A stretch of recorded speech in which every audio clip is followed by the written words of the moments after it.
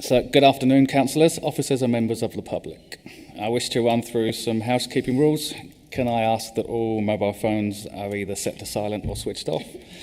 And I'd also like to inform everyone that this meeting is being live streamed via YouTube, so welcome to any members of the public joining online. First point on the agenda is apologies. Do we have any apologies?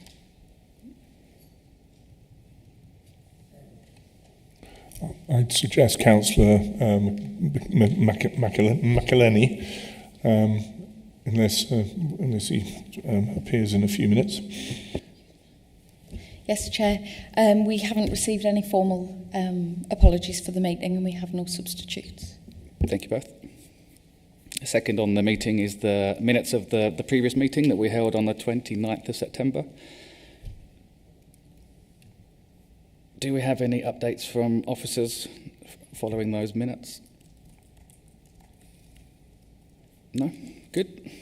So if everyone's happy for me to sign, I shall do. Can I seek a proposer for those minutes? Thank you, Councillor Sims. And a seconder. Thank you, Councillor. So I will just sign that. If everybody's in agreement. Oh, yeah, sorry. And if everyone can please show of hands for their agreement to it. Thank you all.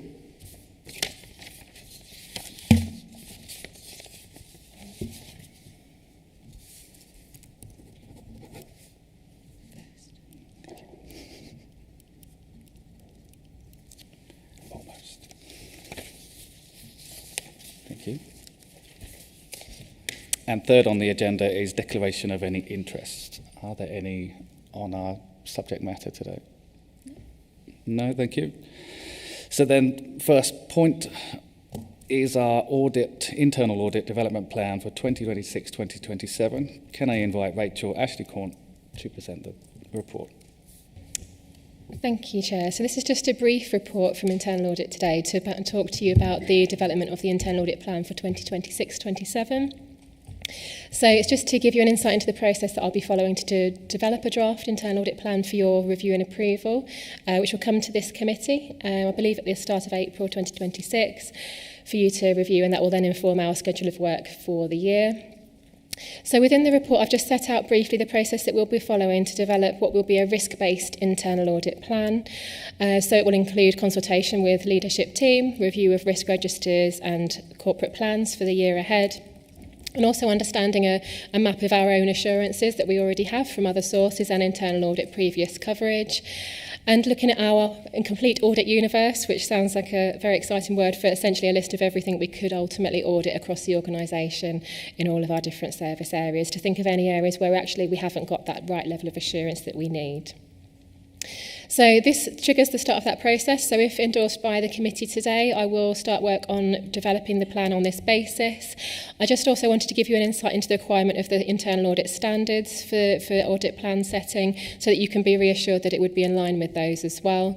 And it also starts as part of that, the consultation with the Audit and Governance Committee yourselves. So I'm more than happy to receive any suggestions from committee members of any areas where you would value potential internal audit coverage in 26-27. I can then take that away and feed that into that risk assessment process as potential areas that we might cover in the year ahead. I don't expect all of those to be provided here and now today, and I'm happy to receive those via email following the meeting if that's agreeable with the committee members. So I'm happy to take questions, Chair, on the process or any suggestions for areas for inclusion. Thank you. Thank you, Rachel. Are there any questions from... Sorry, thank you, Councillor Brackenbury. Thank you, Chair. And thank you, Rachel, for the invitation. Certainly I haven't got anything worked up at the moment, but in the areas of growth, regeneration and regulatory services, I'm sure that there may be some areas which I'd like to talk to you about. It is also, it's worth noting that one area which will be coming up at item 5 is of some interest, where a particular piece of work's been discontinued and another one substituted. So clearly there will be some dialogue we want to have about that. Thank you. Thank you, Councillor. Michael? Yeah, Rachel, it seems to be a question I ask you each year, actually, is that the plan's always pretty full. There's a lot to do. Are you happy or confident with the staffing levels, or are you looking to any expansion in any areas? Through you, Chair. Yes, I'm happy that we can continue to maintain the same level of coverage that we have in previous years. I think it gives us the right level of assurance that we need. I think it's at the right number of days, and I'm happy that we can maintain that going forward.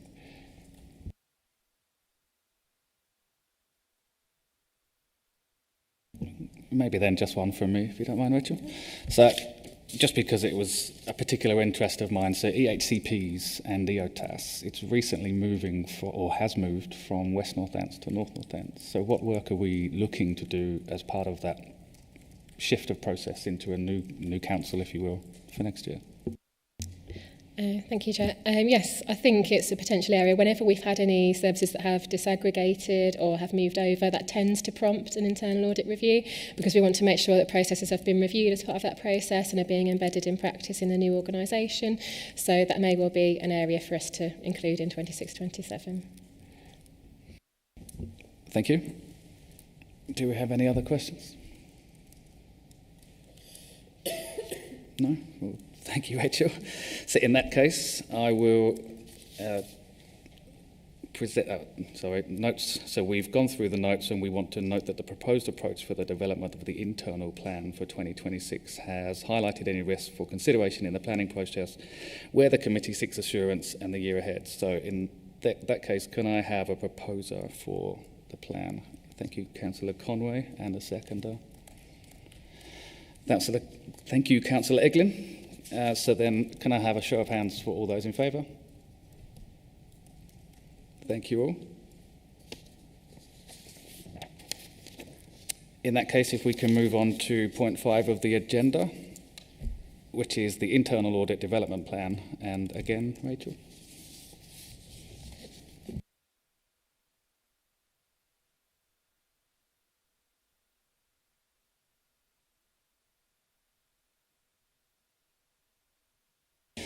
Apologies, I have 2 number 5s. So the next one is the internal audit progress report. Thank you. Thank you, Chair. Okay, so this is the latest update on delivery of the current year's internal audit plan. So it's in the usual format that the committee should now be comfortable with, but I will walk you through the key sections as usual. So the report starts from page 19 of your pack, and on page 28 onwards is a copy of the internal audit plan with the current year's internal audit coverage and the status of each of those at the time of producing this report. And we have had 6 audit reports which have been finalised since the last committee progress report. So I've summarised these for you in section 3 of the report from page 20 of your pack. So taking each of those briefly, the first related to mandatory training. So this is where all officers who join the council are required to do particular training. So this relates to everything from health and safety related training through to data protection and cybersecurity related training as well. So because so many of our risks, one of the key controls is around staff training, we thought it would be useful to have some specific assurance around how this is being managed in practice. So as part of this, we reviewed the data and had a look at the compliance, but we also contacted all managers across the organisation and received responses from 246 of those, which gave us a good insight into managers' awareness of the process and what they needed to do around mandatory training. So on the basis of the review we did, that the compliance as at Q1 was around 60% compliance, so we do need to make sure that we're continuing to focus on that, hence the moderate assurance opinion. We looked at the root causes for that through the survey that we did and also the review of the systems and the data. And some of the feedback that we had from managers was around the fact they could only see their direct reports rather than their whole service area. So that's something that we've taken back and fed back, that actually it would be useful if managers could have greater control and insight into their whole team. And I think that's something that can be taken forward as part of the action plan. We've also highlighted that the completion of the training had just been introduced into the council's corporate health check at the time of doing the audit as well. So hopefully that will give a greater spotlight onto this going forward as well and support a greater level of compliance. So overall, we've given a moderate level of assurance for the control environment and the compliance, and a medium organisational impact at the time of the audit, and hope to see those rates increase. The next related to absence management. So this was specific to council officers' sickness absence, so how we manage that and monitor the trends and data in this area. So we looked at the data again, which is provided from our ERP system, where managers should be recording all data on absences from the first day of the absence. What we identified was that the levels of absence appeared to be higher than we would expect from having looked at comparator authorities and information available online. We also noted that a high level of trend of anxiety, mental health and depression being the highest type of sickness, along with stress being also one of those highest categories. And then we noted that having compared with other local authorities, a lot do seem to include all of those into one category, which if it was included into one category would obviously far outweigh our second category of musculoskeletal based on the data from 24-25. So on that basis, we just want to see a continued focus in supporting staff in that area. So we did notice a rollout of wellbeing workshops and the staff stress management procedures that are in place and tools to support that. But it's making sure that we continue to use that intelligent data and make sure we're responding to those trends. In terms of the data itself, we are not able to give accuracy over the completeness because we don't know what hasn't been recorded and it's difficult for us to test that. But what we have done is analyse the data throughout the year and identified that a number of absences were recorded very late in the year, so some months after they actually happened.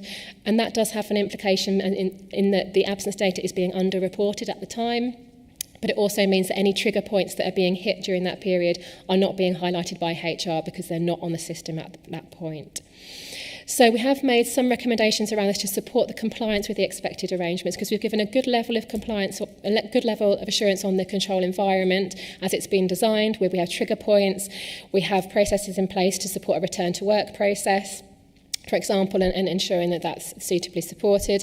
But the compliance that we identified through sample testing was of a moderate level because we did identify a number of areas of non-compliance, with 50% of those tested having at least one absence without a return to work form in place. We've given a medium organisational impact for this, given the risks associated as well, and it's an area that potentially we will look to revisit in the next financial year. The next related to customer services. So this was seeking to give some assurance over the new compliance with the customer experience service plan, but also to revisit some of the areas from previous audit coverage on both customer services and reception areas, which we had looked at last year. We were able to see a great deal of action had taken place since those previous audits, with those recommendations taken forward, with good records now around staff incident reporting and staff training. And we'd also seen the recent customer feedback survey that had taken place as well, which was a positive move and has resulted in a good insight into the feedback that had been received. We did still identify some areas of non-compliance in terms of the completion of mandatory training, which links back to the earlier audit that I mentioned, but also around the recording of security incidents and the involvement of security staff on site to make sure we're clear on the differentiation between the roles and responsibilities of the different members of staff that are on site at the reception areas as well. So overall, we've given a good level of assurance for the control environment and a moderate for the compliance, with a low organisational impact overall. The next related to development management, so this is around the handling of planning applications. It was a very specific audit around extensions of time and site notices, so it was not an audit of the end-to-end planning application handling process, but it was also looking at what's taken place in terms of the governance around improvements from the Planning Advisory Service review. So we were able to see the Planning Improvement Board was in place and meeting on a regular basis. From the testing that we conducted on site notice compliance, we were able to see that while site notices were being produced, there was a lack of evidence in some cases around how those had been recorded. And again, with extensions of time, the process had been followed in terms of applying an extension of time, but these were not being published online, so there was an issue around the transparency there. So there is a potential risk highlighted there that we've identified in terms of transparency. So we've given a moderate assurance opinion for compliance, a good level for the control environment as it's been designed, and a low organisational impact given the specific areas that we've identified in this review.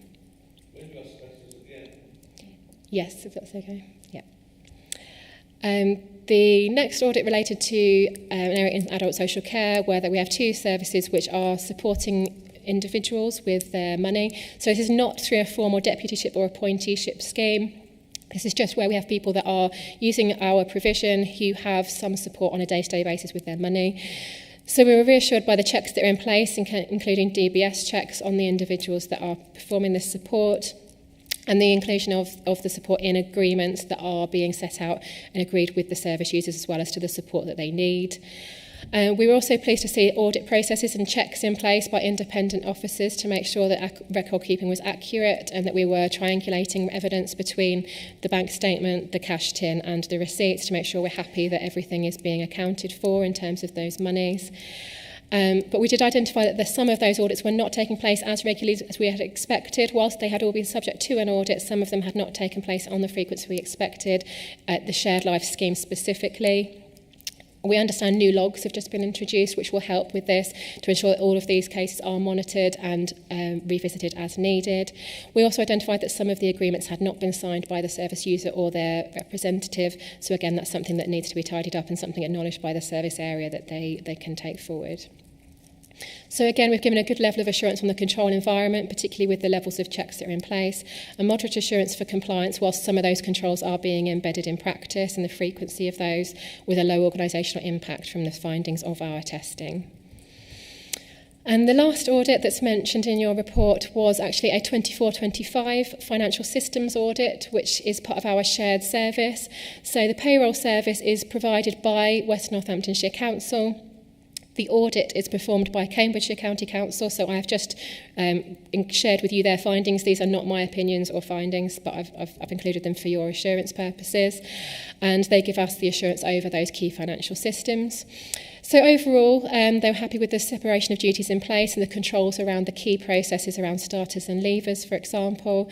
There were some areas for improvement which all related to recommendations from previous audits, which remain open. So there were no new recommendations this year, and they will continue to monitor those that were open, and hence the moderate assurance opinion that's been given for both the control environment and compliance, with a minor organisational impact at that point. So also within the report is an update on actions arising from audit reports, which have been implemented since the last audit. So these are provided for you in the table on page 39 of your pack. So we have had 25 actions that have been implemented since the last progress report. We still have 13 that are within 3 months overdue and 46 which are over 3 months overdue, and continue to monitor those. The number that are over 3 months overdue and high priority has now reduced to 2 from previous updates, and those are provided on page 40 of the pack today. And we just, to draw to the committee's attention, there is one additional recommendation within the report today to make an amendment to the internal audit plan. As has been mentioned, we do continually review our coverage to make sure we are focusing in the areas that we need to, and that it continues to be a risk-based audit plan and that will add value to the organisation. So during that review, we have been requested to undertake an additional review on housing complaints, which can run alongside the corporate complaints audit that we are already conducting this year. That will help with the work around the Housing Ombudsman response as well. We had also looked to start the audit on building control, which was initially put into the plan to follow up on any actions arising from the Building Safety Regulator inspection. On looking to start the audit, we were informed the inspection has not actually yet taken place, and on that basis we cannot conduct the audit that had been initially proposed. So on that basis we are proposing a direct swap between those 15 days which have been initially allocated to reallocate those to the housing complaints audit, if the committee is in support of that change. So that's the key sections of the report, Chair, and I'm happy to take any questions. Thank you. Thank you, Rachel. Any questions? Lots. Excellent. Councillor Conway.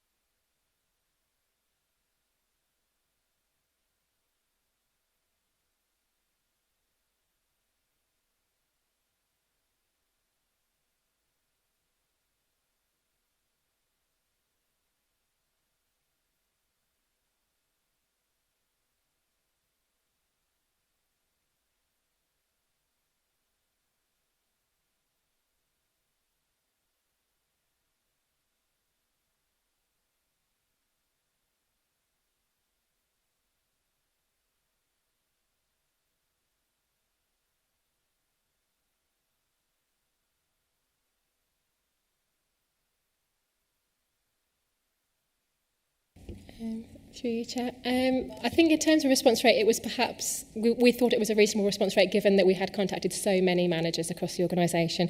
Clearly, we would like to see a higher response rate, and if it had been that I didn't feel it was be sufficient to inform the audit, I would have escalated it and perhaps asked directors to encourage managers to complete the audit survey as well. I think based on the survey response rate, we were satisfied we had enough to inform the audit. We didn't do any escalation, but there would have been the opportunity to do that, which I'm sure would have given rise to more responses if we'd needed them. So, yeah, I think it's as much as we could do at that point without further escalation.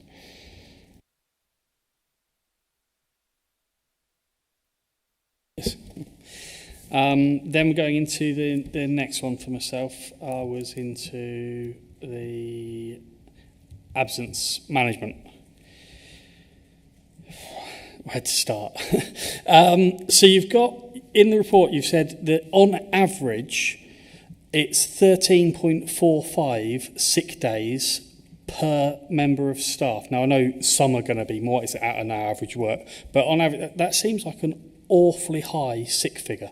So some questions to break down for that, especially with the fact that, as you said, you've got the number one thing was anxiety, mental health and depression. The number 3, which was covered 16% of the absence. Number 3 was stress, which realistically is very, very linked, is very similar, and that was 15%. But you said that other organisations link those two together, which in my opinion makes sense. So you'd be looking at 31% of absences based on those. When our staff are absent from sick, are these signed off by GPs from day one? I would assume not, because it's not in the private sector. How much tolerance is there, especially when it comes to anxiety, depression and stress, before it starts to get flagged up effectively? Or how many repeat occasions of being sick? Because it just seems like we're losing a lot of work days. I don't know the number of employees we've got, but if you take it, I think online it says between 1,001 to 5,000. If you take the lowest level, then you're talking about more than 13,000 days of loss a year we're suffering because of this. Through you, Chair. So in terms of the certification process, so less than 5 working days, an individual can self-certify and fill in their return to work form, and then that still should prompt a return to work discussion, but there wouldn't be a requirement for a fit note from a doctor at that point, which I'm sure is consistent. Once it gets beyond that, we would receive, or expect to receive, a doctor's note to cover any period beyond that. Also then built into the policy are these trigger points, as you mentioned. So if it covers more than a certain period, a certain number of days, or a certain number of individual absences within a period can also trigger that as well, or a long-term absence of more than a set number of days.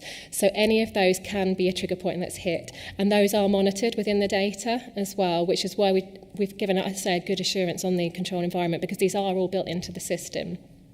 The problem, as I've noted, is the use of the system to actually record the absences. If all of the absences were recorded on the system from day one, HR would be able to notify them and say, actually, this person's now hit a trigger point, if the manager hadn't already identified it themselves from their own training.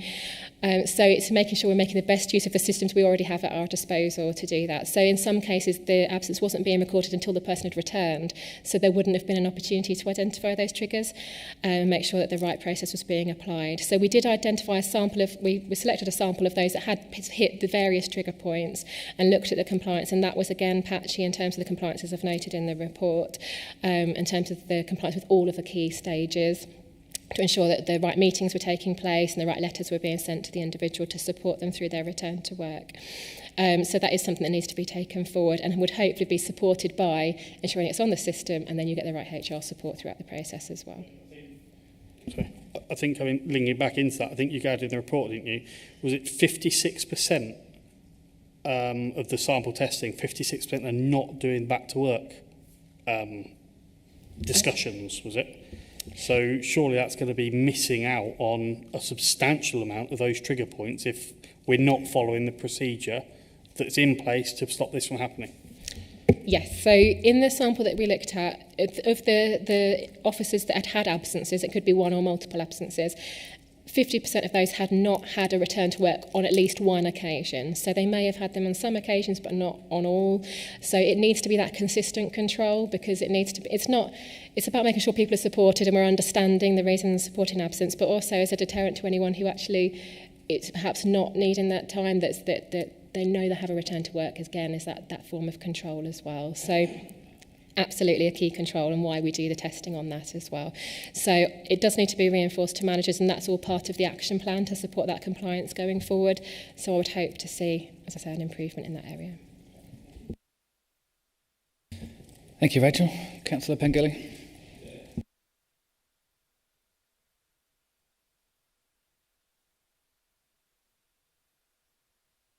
The building control being taken out of the audit, is that their decision or our decision? Because I had an email from building control today to say they're very short-staffed, and I'm just wondering if that's the reason behind it, and if they are, we should be doing an audit to see why that is, and other things. The second point, which is a concern to myself, and it should be to you, yourself, Rachel, and Camilla, and that is the site notices being put in wrong places.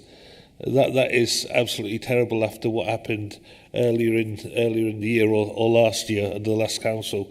And on top of that, I'm being told that we're not consulting with statutory bodies. Well, that's a fact. We haven't been consulting with statutory bodies as well. So they're both things that are a concern to me, and that's something I think you should look at deeper, because what we don't want is us getting into any kind of situation again like we did in the past, where we had to do, and you as officers done a brilliant job in sorting that out. So I think that's something that we have to be very, very careful of, and I don't know why they've allowed this to happen again.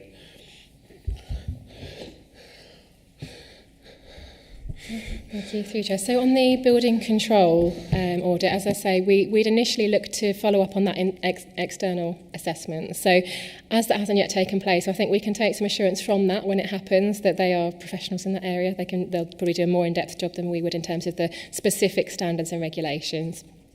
So I think we need to give space for that to take place, and then we will follow up on any actions coming from it, which had been the initial intention of the audit. So as that hasn't yet happened, we need to give that some time, and then we'll follow up on any actions coming out of it. Yeah, so we'll include that in next year's internal audit plan, just to reassure you on that. In terms of the site notices, in the cases that we looked at, where a site notice was required, it was produced. What we were able to see was that they were not necessarily putting them onto a map to say, as you say, we want to see the location of the site notice. So that's that evidence around that audit trail.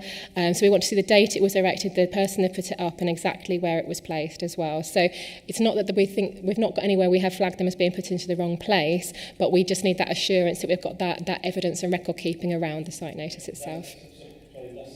You raised in the past that this has to be done correctly. It's not happening correctly, and we have to get that sorted as soon as possible. Thank you. Thank you, Councillor. Any other questions? Michael?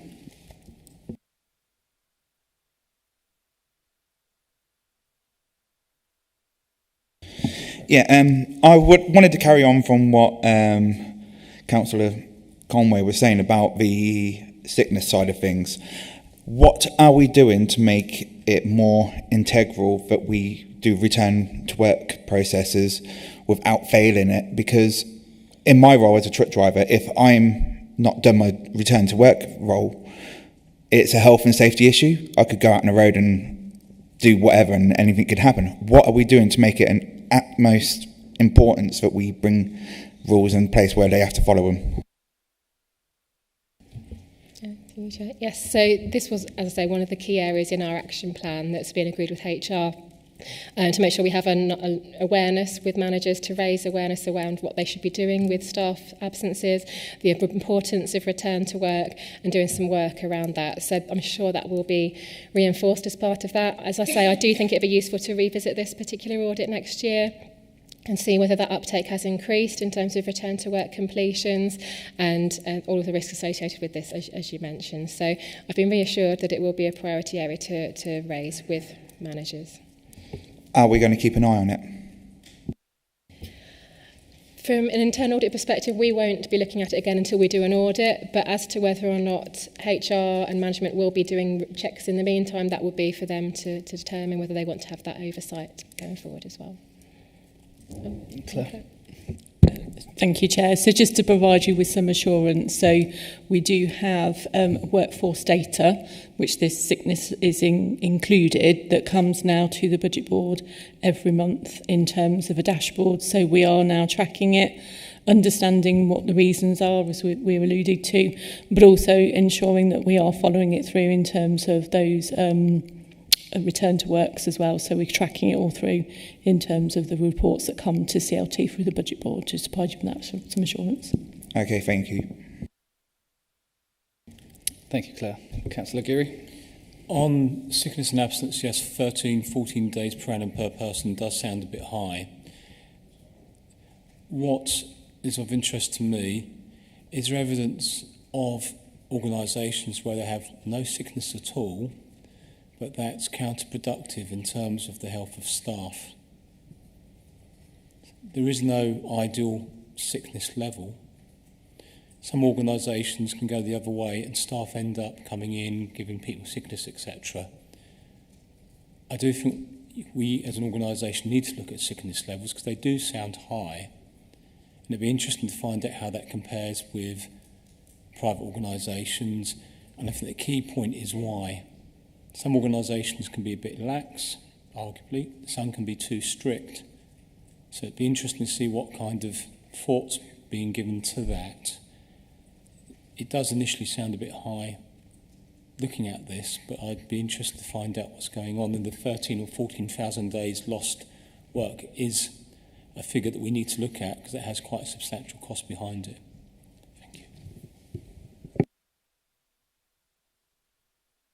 Yeah, do you want to come on that, Claire? Yeah, thank you. Yeah, because it's because obviously it's not something that Rachel can answer from an audit perspective. Looking at the workforce data that we have had from a local government perspective, we're probably a little bit higher than our nearest neighbours, but not that much. So I think, you know, what it is a reflection of is the incredible strain that local government is probably facing, and particularly those that have gone through a local government reform as unitary. And I think some of the things that we're starting to see come out now is sort of, what's the phrase, where individuals are sort of burnt out type sort of thing, which is coming into sort of that stress, well-being and anxiety sort of area. But and obviously note that there is the skeletal ones, which obviously then, you know, why is that coming out and what's predicating to that sort of reasoning as well. But we are sort of monitoring out again through some of our benchmarking and all the stats that we're looking at. At the moment, we don't appear to be that a massive outlier, but it's a lot higher than what we would want it to be in terms of that local authority national average, but it is creeping up across the whole board. Thank you, Claire. Councillor Brackenbury. Thank you, Chair. I have one or two points, I fear. Right, firstly, I absolutely understand why the building control audit has been removed. You know, I get it. The action hasn't been taken by the building safety regulator inspection, so you can't really audit something that hasn't been finalised. I would, however, very much encourage that you come back to that piece of work, as I threatened earlier a couple of items ago.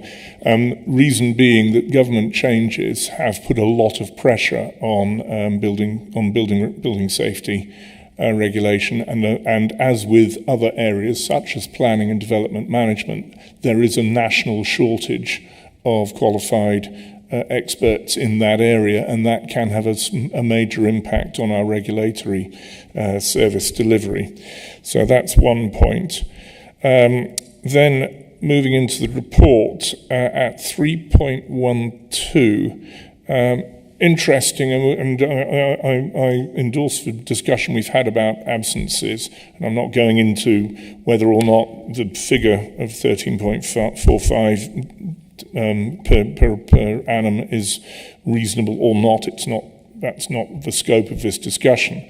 But I was slightly concerned to point out that, to note that 31 absences commencing in June 2024 were not recorded during the month, which is noted, and of these 7 was still not recorded in July. So it is a bit of a red flag, or at least a yellow flag perhaps, to the performance monitoring in that area. And so maybe we just need to keep an eye on it. Now, moving to 3.18, can I just make the point that our customer services teams around Northamptonshire sometimes have to put up with some rather difficult conversations. And I just want to, from where I sit, to thank everybody who is engaged in customer relations, customer services. I know they don't always have an easy job, and again, they're a little bit of unsung heroes. So I just wanted to point that out. Moving, Chair, and I'm nearly done, to 3.23, development management. Well, again, I'm delighted that there's been this quite targeted piece of work on site notices and extensions of time. That's good, because as the Councillor Pengelly pointed out, we've had issues with site notices, although the incident was actually 2022, it's some time ago now. But nevertheless, the fact that you are looking at not so much whether they're stuck up on lampposts, but you're looking on the fact that these documents and other documents are appearing online as part of the planning process. That's really important. I welcome also the production of a development management manual, and will be very interested to see it when it is finally completed. And I know that planning and development management will be made easier with the rollout of the single IT system for development management and for planning, for single IDOC system, rather than having the 4 legacy systems plus half the county council as well. I'd just like to thank you and the team for the work you're doing and for the very comprehensive internal audit report that's come out on this occasion. Thank you. Thank you, Councillor. Michael? Yeah, just very briefly, I think on the absences, we've got to be quite careful to look at that number in isolation. 13.4 is not high in some industries, it's very high in other industries.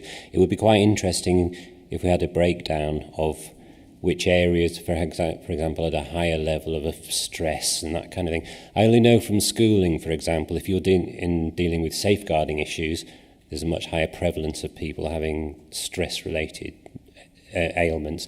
If you're in a very physical environment, maybe there's more non-stress related, but they're more physical injuries, that kind of thing. So it would be interesting from my perspective if those numbers had a little bit more granularity there, so we could find out where the people are taking days for stress and depression, etc., etc. Thank you, Michael. Claire? Sorry, one of the things I would say is that's not relevant to the audit necessarily in terms of controls. So I think it's whether that's something you want to explore with your other committees around scrutiny and co-request it as audit and governance. So you could put a recommendation in where you want to engage with corporate scrutiny, where that data is and will be and has been requested, to also come here for them to review it and to feedback here as scrutiny. Because that's the sort of area to expect that, that sort of granularity of that detail to be presented. So, through you, Chair. So yeah, how do we go about requesting that then? Because if you find out that, for example, that 90% of stress-related are in one area, then that must be something we would look at that area. So if you say we go to scrutiny, how do we actually say, okay, can you look at that? So it'd be through the chair, who could request that to the corporate scrutiny management team, And just so you do know that corporate scrutiny itself looks at the workforce data, so they are requesting that information. So it would just be a really easy sort of to present you with that information here and can come back to you to be circulated. Okay.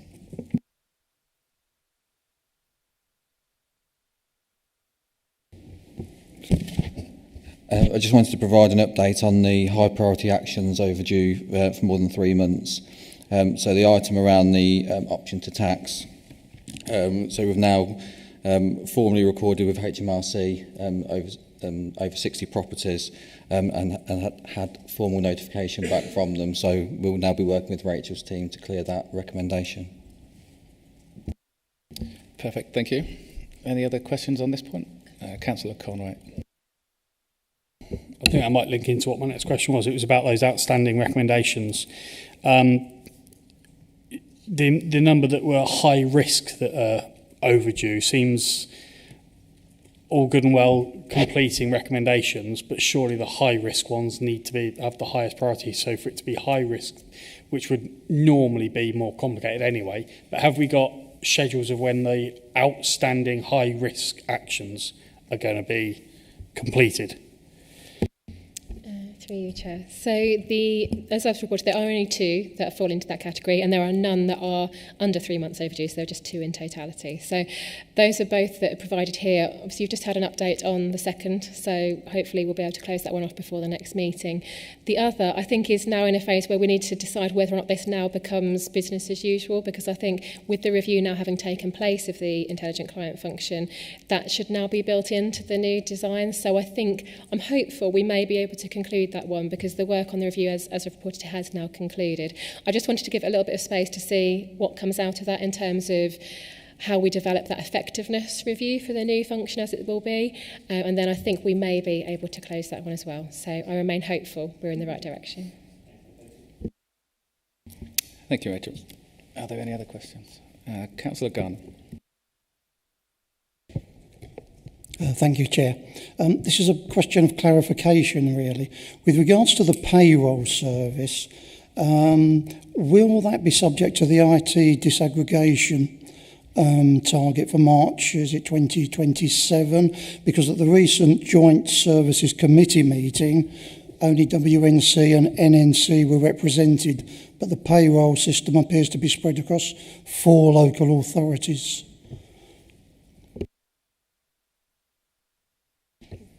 Thank you, Chair.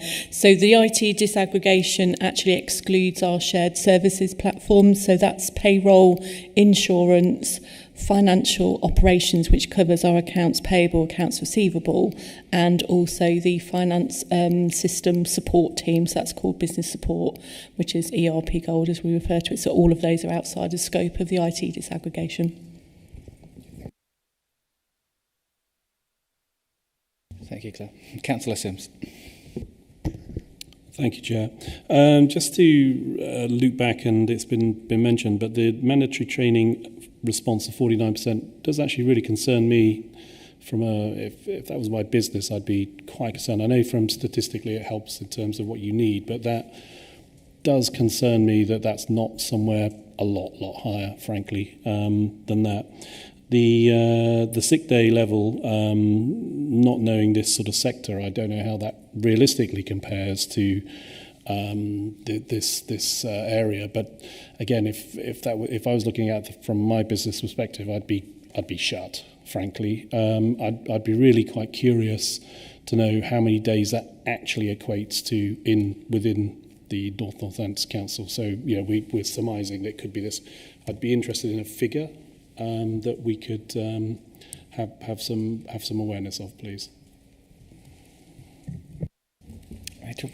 Through you, Chair, just to comment on the mandatory training survey that was mentioned. I think it is something that we continually monitor as well in terms of people's general responses to internal audit. So we do have targets, for example, on when we issue an internal audit report, on the time in which people respond, and sometimes there can be a delay in that. Of course, we're also regularly asking for evidence across the organisation as well. So We do have some issues in some areas in getting responses in a timely manner, and that's certainly not isolated to any particular audit that we perform. But it's something that as the manager of the service, I do keep an eye on and do flag to heads of service and management if I feel we've got a particular area where we're not getting a good response rate. This clearly was across the board. Clearly people are busy, so we didn't chase it perhaps as much as we would on other surveys. We just wanted to get a little bit of an insight. But okay, just to reassure you, I suppose, that generally if we were not getting the responses we need, we would be escalating that as appropriate. In terms of the sickness rates, I don't know if Claire wanted to comment further. We did do a little bit of benchmarking within the audit. As I said, it did appear slightly higher than comparator organisations, having looked at other local authorities and other unitary authorities as well. And also based on the information that was available online from an overall UK perspective as well. But I don't know, Claire, if you wanted to add anything. So thank you. I think it comes back to that request for more data through scrutiny. So the workforce data, as I said, is now presented to the Budget Board. So CLT have cited that on a monthly basis. So those stats are there, and we have encouraged corporate scrutiny to also request that to come to that forum. And I think with those two committees looking to work a lot closer together in terms of audit and governance and scrutiny, I think this is a really good opportunity for this committee to ask for that information and to ensure that you're given assurance that corporate scrutiny are scrutinising that data and can provide you some feedback on it. Thank you both. Makes sense. Any final questions? Councillor Conway. So just two more very quick ones. Because obviously a lot of the councillors here are new into this. When was the last time this internal audit was done specifically into the absence management? And how do the figures this time round compare to the last time round? Are we climbing in absences? Has it stayed relatively the same, or has there been a dip? Thank you, Chair. We haven't performed the absence management audit for the last 3 years, so we don't have a direct comparator over time, and that's something, again, that scrutiny or the data, those monitoring the data would have that all to hand. So we look at it as and when it's one of those audits that we'd look at as a key control, but not every year. So given the moderate assurance, I think we might want to revisit it sooner than we would otherwise, but generally it would be one on a regular cycle. And then, very final point, in terms of the scaling of low, moderate and high, you've got it down as moderate compliance. How far off does it have to get before it goes to high? Because from my perspective, looking at it, if we're not getting, it was about 50% of it not being followed through. For me personally, I would say that's worse than moderate. I know it's 50%, but what's the scaling? How high does it have to get that we're not getting the back to work discussions and all the follow up that's meant to be done before this gets raised above a moderate compliance? Thank you, Chair. I think we have got the definitions which are on page 37, which clearly don't have figures as such as to proportions and so on, but we apply them on a case-by-case basis. When we look at it, clearly there are certain controls that are around 50%, 40%, 60%, but we also then take the whole of the audit as well, so there'll be some areas where there were not exceptions or there were some areas that were good. So we have the overall assurances to reflect that as a whole. If it was just an audit just of return to work, it probably would be a lower assurance rating, but we try to have that whole picture within the assurance. Thank you, Rachel. Any other questions? Thank you for that discussion. It was possibly longer than our previous entire meeting, so that's good. So on that note, I asked the councillors, the committee, to note the internal audit progress report and also accept the amendment to add the housing complaints in place of the building control. Can I have a proposer, please? Thank you, Councillor Brackenbury, and a seconder. Thank you, Councillor Conway. And can I have a show of hands for those points? Thank you all. In that case, we shall move on to an update for the strategic risk register. And Rachel, you will be glad to know it's you. Thank you, Chair. So the next report is around the latest position of the Strategic Risk Register. So this paper provides the committee with a copy of the latest version of the Risk Register, which is provided for you from page 47 of the pack, Appendix 1 to the report. It's in the usual format, so I don't intend to go through the entries in detail, but I have highlighted for you any significant changes in the covering report on page 44, which include a new risk entry around the risks associated with the public switched telephone network being decommissioned and the impact potentially on services that provide support to vulnerable service users in particular, to make sure that we manage the risks around that and any issues or implications arising from it. So you'll find that that has been added onto the risk register as risk entry number 24. And also in terms of the risk entry for health and safety, which is risk number 16, the risks remain the same on this one, apart from the inherent risk has been reviewed, but the residual risk remains at 15. But the content of this has been reviewed following the change in the lead service area, where this has moved over from the HR service over to the public health service, just to refresh that and make sure that we've got the right people inputting into that. And it does also include some input from the property team as well. So I think that's given a good, well-rounded risk entry now as well. So I'm happy to take any questions away, Chair, just to reiterate that the risk register and the entries and controls do not sit with internal audit. We maintain an independence from them, but we are facilitating the process and happy to take any questions away for the risk owners. Thank you. Thank you, Rachel. Any questions for Councillor Pengelly? Yeah. I was last on this committee about 3 years ago, and I see some of the things that were there then still on here now. And I'm just wondering, and we heard earlier about staff being off on the sick, which happens because there's not enough staff and there's more pressure coming on people. So it's like that vicious circle, really. And the capacity of staff as well, because all councils up and down the country are struggling to get staff. Is this, do you think, having a result on why we've got so many reds up there at the moment, that we just haven't got the staff to carry out some work? I know some like are out of our control, like the Children's Trust, that I know there's a lot of work going into that, but there's other areas where you think if you had more staff there that could support each other, that probably wouldn't be there. Is there any mileage in that? Thank you, Councillor. Richard. Thank you, Chair. So there is a risk specifically around staff. Yeah. So clearly we've got it there registered as a specific risk, but as you say, any of the risks can implicate on others as well. There can be implications across the board. There's certainly some interdependencies within the risks as well. So that's where it's monitored by leadership team on that particular line, and any implication it has for both on the other entries on here, but also on directorate risk registers as well. So if a particular service area was flagging on their directorate risk register as having real resource issues that were posing a risk, I would expect that to be escalated by the director onto here, which would then put that risk up, or to recognise any particular risk associated with it as well. So I think that's how we incorporated it within the register. Thank you, Rachel. Any other questions on this, please? No? In that case, I will seek a proposer to note that the outcomes of the risk register. You've got a question. Oh, I have a question. Thank you. Councillor Sims. Thank you, Councillor Sims, for proposing. Can I have a seconder, please? Thank you, Councillor Conway. And as a show of hands to accept and note the report. Thank you all. In that case, we can move on to the external IT audit, which is being represented by Claire Edwards. Thank you. Thank you, Chair.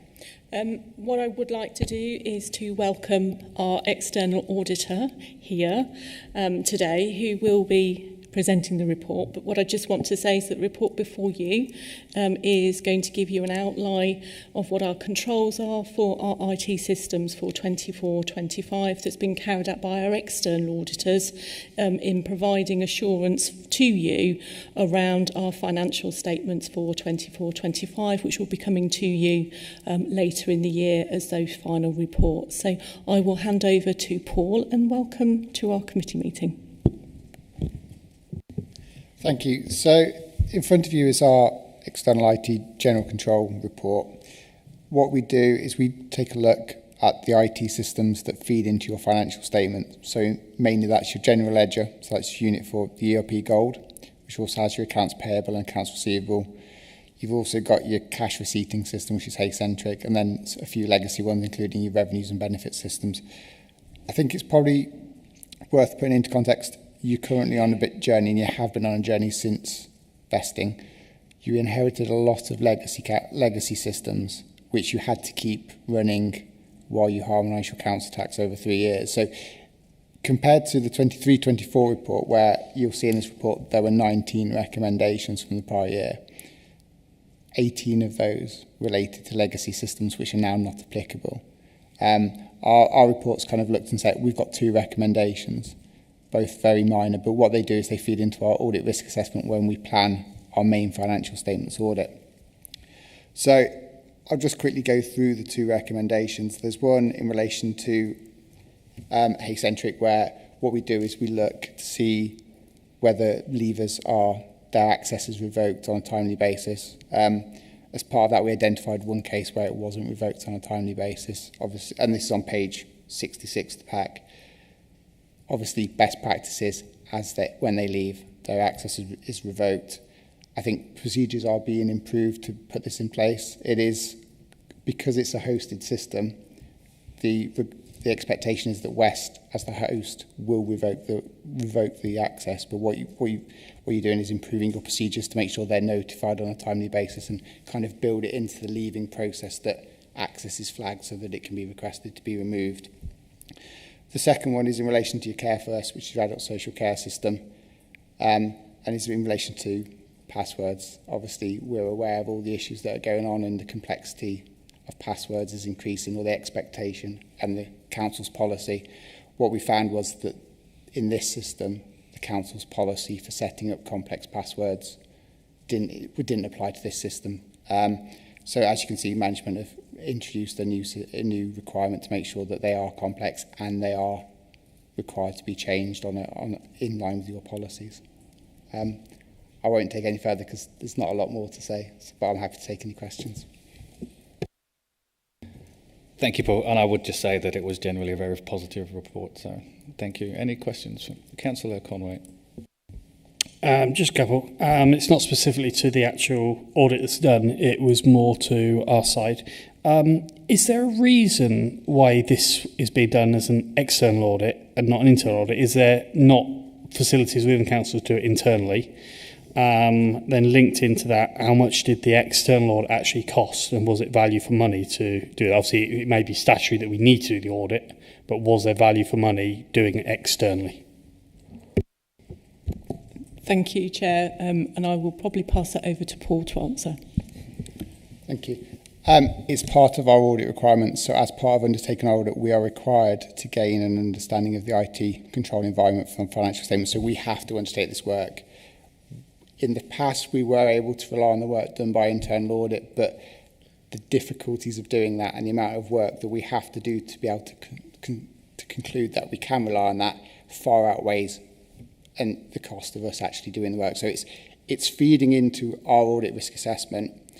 It's come to you just so you're aware of what the recommendations that are coming out of it. If there weren't any recommendations, we wouldn't be bringing it to you, but because we've identified control issues, we need to raise it to you as those charged with governance.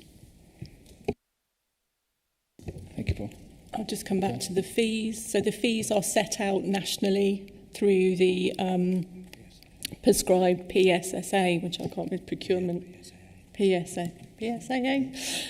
So we have a prescribed scale fee for all our audits by our external auditors, and we work within those parameters. So given that we are still in a state of going through the backlog and still catching up, we are seeing our fees are higher than expected, but they have overall kept within the envelope that we were expecting them to come in, and they are set for us anyway. So thank you. Thank you, Claire.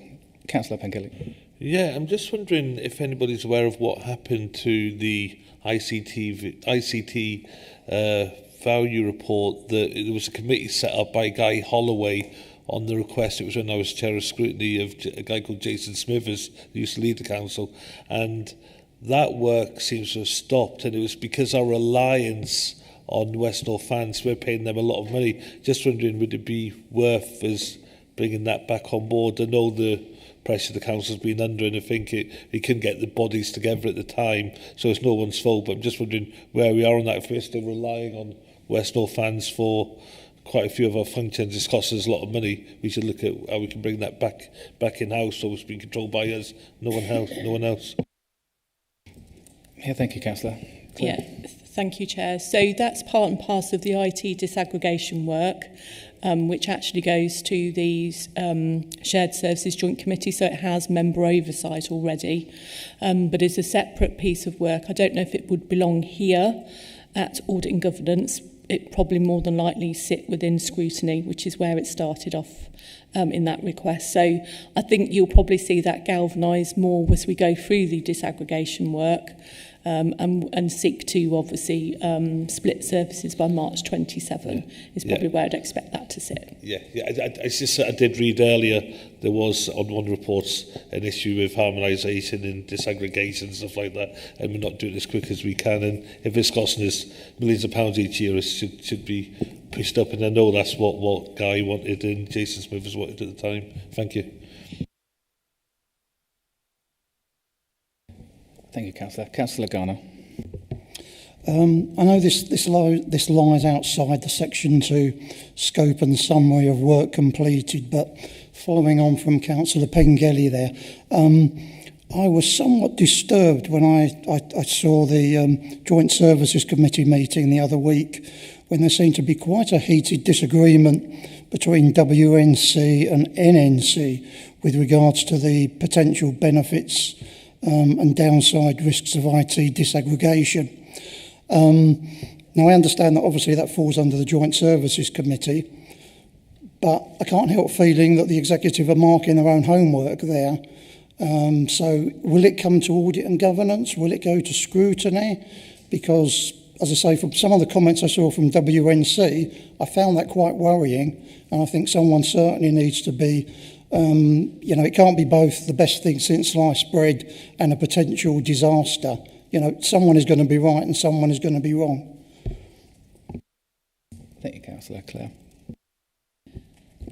Thank you, Chair. It's probably not for me to comment on where WNC feel that this is going to relate to them in terms of disaggregating IT services. I can assure you that for NNC, this is a journey that we've been on since day one, from April 2021. It was always our intention to disaggregate service as part of what was referred to as the blueprint. For those of you who were around at the time, there was a massive blueprint for local government reform and onboarding and offboarding services on that. And this is one that we've been trying to obviously engage WNC in for a long time, and we will ensure as whilst WNC aren't necessarily in favour of it for very many reasons, we will ensure that we work with them to ensure that both system, IT perspective and financially that there is no distress to either party. Thank you, Claire. Any other questions?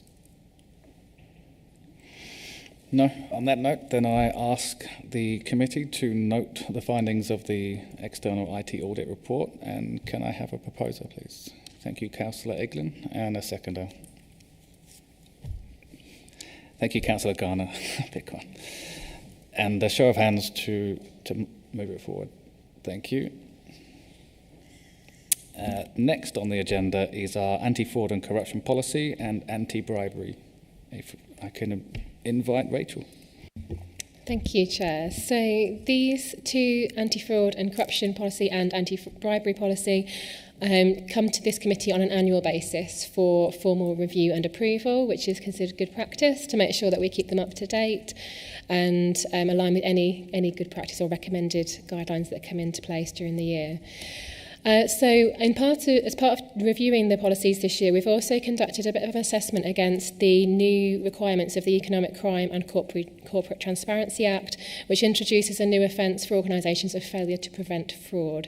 So this came into place in September. So we wanted to almost assess ourselves against the 6 principles that are set out within that guidance to inform our annual review of the policy, and to give also this committee some assurances around how we stack up against each of those and how we're meeting those requirements. So within the cover report from page 78, there's an assessment against those 6 principles, which starts with a top-level commitment. A key part of that top-level commitment is having a clear policy in place and making sure that's readily available. So that also ties into this whole review process of the policy today. So against each of those, I've just set out how the council meets the requirements, but also any actions that we've identified to take those a little bit further, and those have been incorporated in the review of the policy as well. So we already had a section in the policy which was about strategic approach, but I wanted it to be a little bit more of a strategy to have actions that we can actually measure against. So that's the key change to the policy document itself, is the addition of that strategy in terms of the action plan, which we will then monitor and report back on as part of further reviews. We've also included a section in the policy referencing the new requirements of that new act as well, just to make sure it's clear that we are aware of the requirements and that it embeds within our zero tolerance to fraud and corruption as well across our organisation. The rest of the policies remain consistent with previous years, so there's no other significant changes I was going to draw to the committee's attention, but I thought it would be useful to do that assessment and set out actions against each of those that you could then reflect on within the policy itself.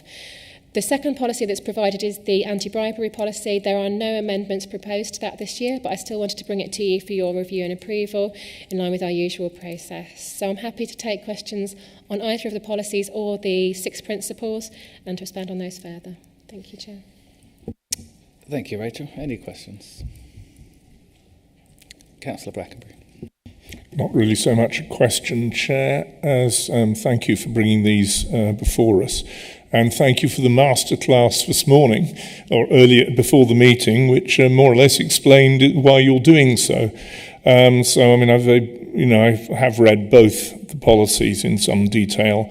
They all make perfectly good common sense. The only thing which is interesting, Chair, is that the public sector overall is estimated to lose between 29 and 52 billion pounds per year to fraud activity. Just a couple of figures. First of all, quite a wide divergence, but just a couple of figures to keep in mind when you talk about, the Chancellor banging on about a £20 billion black hole, that 29 to 52 billion pounds is estimated to be lost in fraud. So these papers are important. These policies are important, and I very much welcome them, and thank you for bringing them before us. Thank you, Councillor Dowen. I second those most. It was very useful to have our little training today, but given those numbers, I agree. It's upon all of us, whether we're members or officers, we have to be mindful and to prevent as much as we possibly can. Any other questions? No? In that case, then I move forward to approve both the new existing anti-bribery policy and the updated anti-fraud and corruption policy. Can I have a proposer? Thank you, Councillor Gardner, and a seconder. Thank you, Councillor Conway. And if we all approve?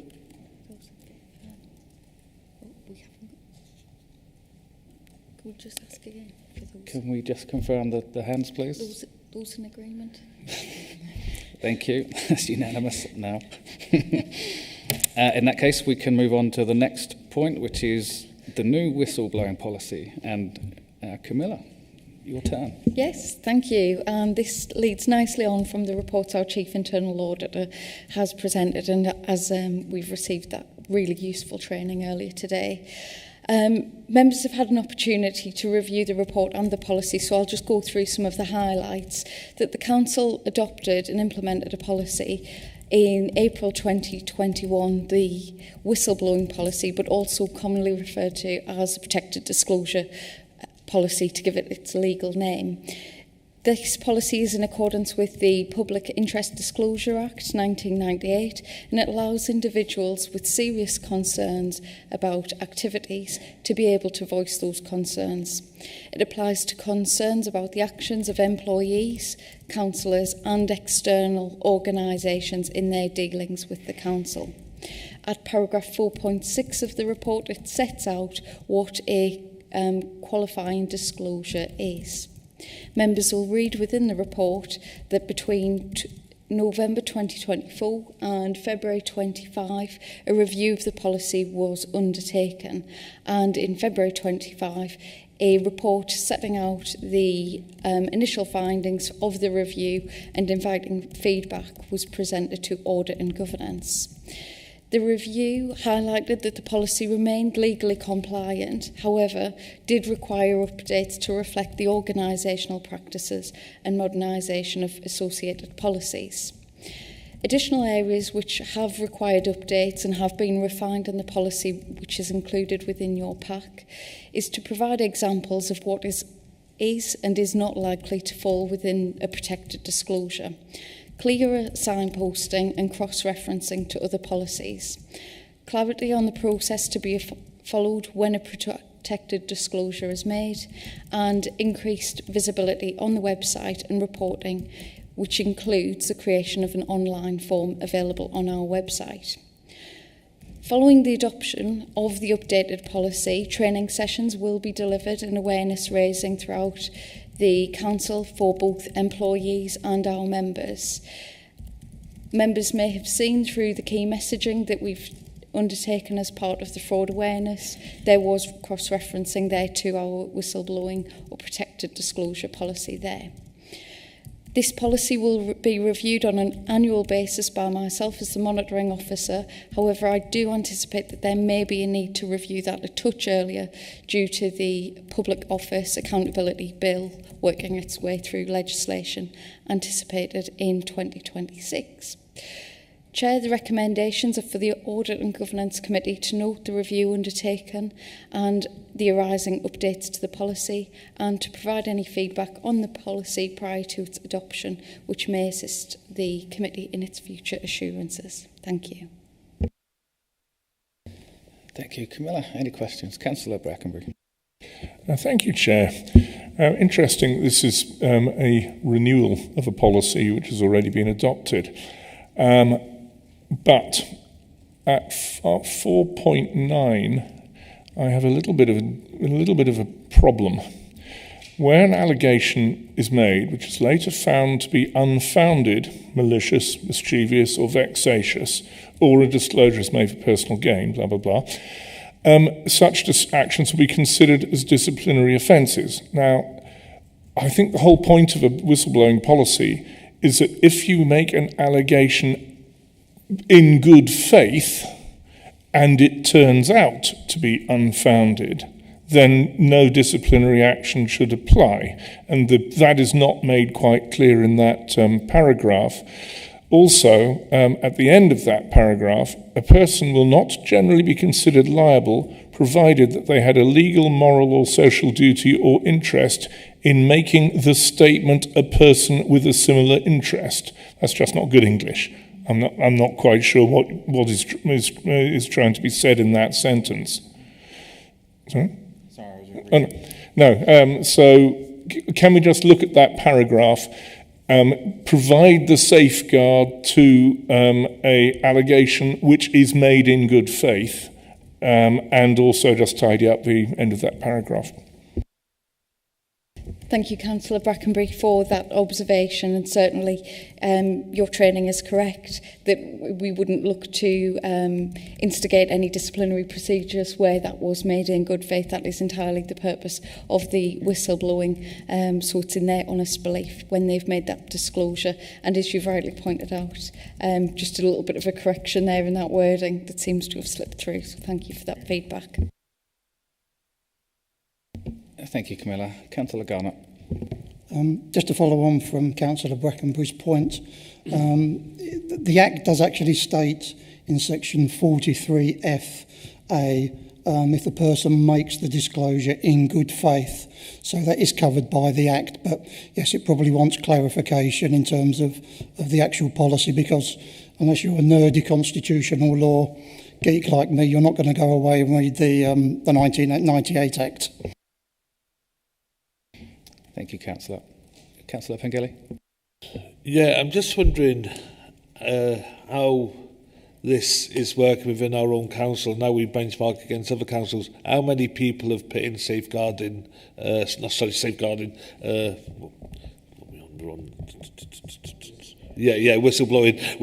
how many people put in whistleblowing requests compared to North Northamptonshire compared to other councils? There are a few times I've been wanting to do them and I've thought to myself, why would you want to? Because where's it going to go to, and the risks associated with it, and so you just don't. And I'm just wondering how we benchmark ourselves against others. Thank you. Thank you. Councillor Pengelly, if you do have any concerns, please do feel free to report them, and you can always come to me as the monitoring officer to share that in confidence. We certainly wouldn't want to discourage anybody from making a disclosure, whether that's under this policy or otherwise. For the whistleblowing policy, we haven't been collecting that data. We have low numbers of whistleblowing that's been reported, but then what we found of that whistleblowing, it hasn't in fact met that threshold. So it's, for example, we've went to great lengths to try and highlight that within the new policy, that where there may be a grievance or a disciplinary, sometimes we find employees going through that process do cite whistleblowing, and it's actually raising an employment concern rather than one of those within the protected disclosure. So what we've done with the creation of this new form is to try and tease some of that out, but also we capture it on a spreadsheet. Our colleagues in Audit have just recently looked at new software to be able to capture that, but for now it's simply being recorded on a spreadsheet where we will say this is the date we received the disclosure, who and a summary of the details, and does it fall within that, and if not, what steps were given. So maybe that could be to refer to the line manager, it could be a HR matter, it may not even relate to this organisation. Sometimes it may be a vexatious matter that's been brought to our concerns. But what I will say is we haven't had high levels of whistleblowing in this organisation, but similar to what was mentioned maybe in the training earlier today, to say that it doesn't exist would be wrong of me to do so, but it's really important that we've got controls in place and good awareness across the organisation. Thank you, Camilla. Any other questions? Councillor Geary. What might be worthwhile looking at is, of those that are considered to be reasonable whistleblowing requests, it might be worth measuring the turnover of staff subsequent to those whistleblowings, because from a reasonable person's point of view, it is potentially a career damaging as well as a career enhancing measure. And if we're able to see that it doesn't damage careers or reasonable requests, we might see more people in future coming forward. Just a thought. Thank you, Councillor. Any other questions? Michael. Hi, Camilla. Yeah, just an observation. I think things like whistleblowing and safeguarding often live and die on people remembering who to actually speak to. I know I've had safeguarding issues in my governor roles at school where people saying, I would have said it, but I couldn't remember who to.